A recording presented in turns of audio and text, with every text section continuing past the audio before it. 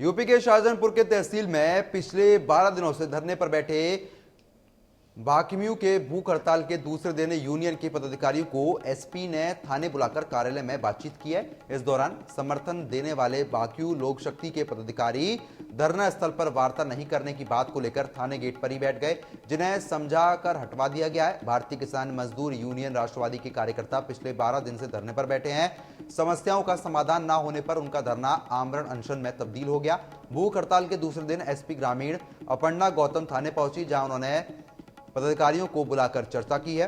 काफी देर तक कार्यालय में वार्ता कर मामले को सुलझाने का प्रयास किया गया है, जिसके बाद काफी समझाने और समस्याओं के समाधान का आश्वासन भी दिया गया है। इस बीच समर्थन देने वाले बाकियों लोक शक्ति के पदाधिकारी पवन कश्यप समेत अन्य पदाधिकारियों ने घटनास्थल पर वार्ता नहीं करने का आरोप लगाते हुए थाने गेट पर धरने पर वो बैठ गए थे, जिसके बाद प्रशासन के हाथ पैर फूल गए थे।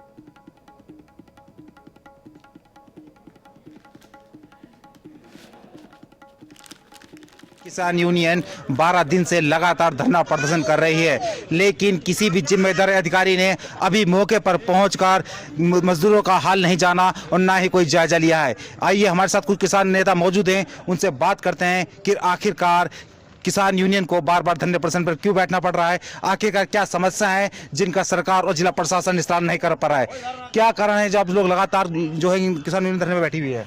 कारण है हमारे जिले में जो है धान की खरीद बहुत जीरो हो रही है। आगे बिचौलियों धान खरीदा जा रहा है, किसानों को रेट नहीं मिल रहा है और गन्ने का भुगतान काफ़ी बकाया है, जिसको लेकर के हम लोग धरने में बैठे हुए हैं। 12 दिन हो गए हैं।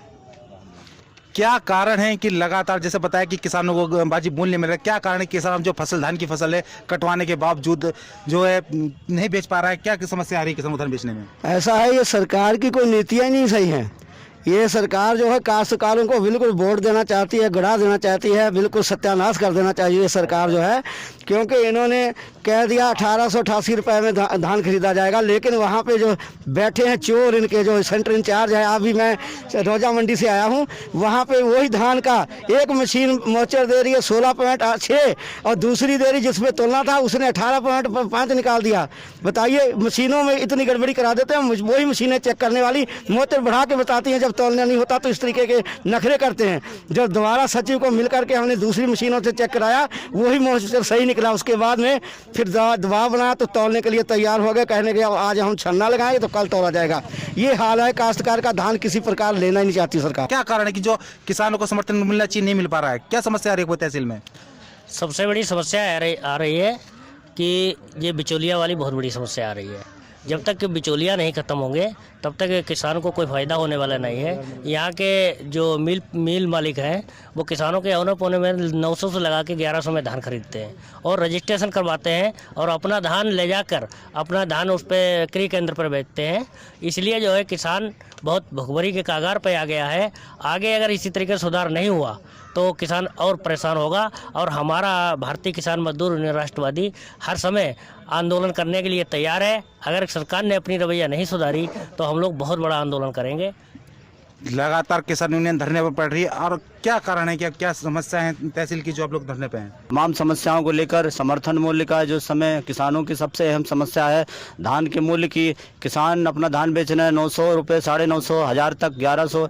इस समय जो कंडीशन है किसानों का शोषण हो रहा है। विचौलिए जो हैं, आड़ती जो हैं शोषण कर रहे हैं। शासन प्रशासन की मिली भगत है, केंद्र बंद है और धान खरीदा नहीं जा रहा है। इससे किसानों में बहुत आक्रोश है। दूसरा, मकसूदापुर चीनी मिल पर बकाया 165 करोड़ का भुगतान है। दीपावली का त्यौहार आने वाला, दशहरा का त्यौहार है, नवरात्रि का त्यौहार है, पेमेंट अभी हुआ नहीं है।